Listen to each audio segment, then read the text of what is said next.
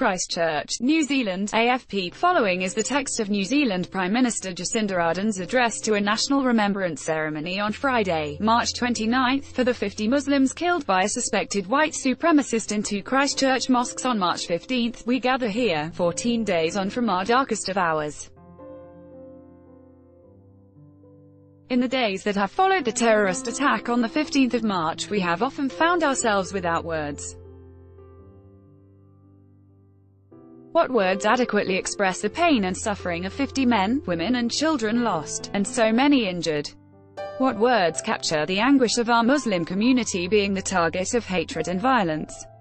What words express the grief of a city that has already known so much pain? I thought there were none. And then I came here and was met with this simple greeting.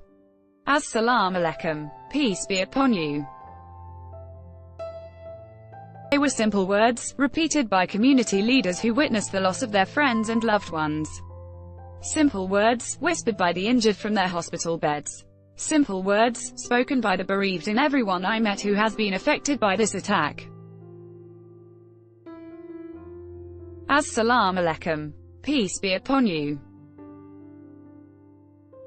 They were words spoken by a community who, in the face of hate and violence, had every right to express anger but instead opened their doors for all of us to grieve with them.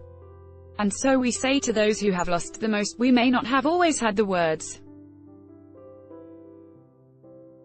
We may have left flowers, performed the haka, sung songs or simply embraced.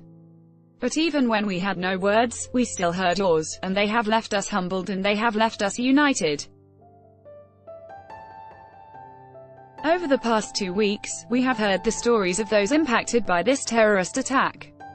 They were stories of bravery. They were stories of those who were born here, grew up here, or who had made New Zealand their home. Who had sought refuge, or sought a better life for themselves or their families. These stories, they now form part of our collective memories. They will remain with us forever. They are us. But with that memory comes a responsibility. A responsibility to be the place that we wish to be. A place that is diverse, that is welcoming, that is kind and compassionate. Those values represent the very best of us. But even the ugliest of viruses can exist in places they are not welcome. Racism exists, but it is not welcome here. An assault on the freedom of any one of us who practices their faith or religion is not welcome here. Violence, and extremism in all its forms, is not welcome here. And over the last 2 weeks, we have shown that, you have shown that, in your actions. From the thousands at vigils to the 95-year-old man who took 4 buses to attend a rally because he couldn't sleep from the sadness of seeing the hurt and suffering of others. Our challenge now is to make the very best of us a daily reality. Because we are not immune to the viruses of hate, of fear, of other. We never have been. But we can be the nation that discovers the cure. And so to each of us as we go from here, we have work to do, but do not leave the job of combating hate to the government alone.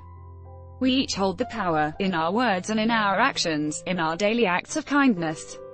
Let that be the legacy of the 15th of March. To be the nation we believe ourselves to be. To the global community who have joined us today, who reached out to embrace New Zealand, and our Muslim community, to all of those who have gathered here today, we say thank you. And we also ask that the condemnation of violence and terrorism turns now to a collective response. The world has been stuck in a vicious cycle of extremism breeding extremism, and it must end. We cannot confront these issues alone, none of us can. But the answer to them lies in a simple concept that is not bound by domestic borders, that isn't based on ethnicity, power base or even forms of governance. The answer lies in our humanity. But for now, we will remember those who have left this place. We will remember the first responders who gave so much of themselves to save others. We will remember the tears of our nation, and the new resolve we have formed.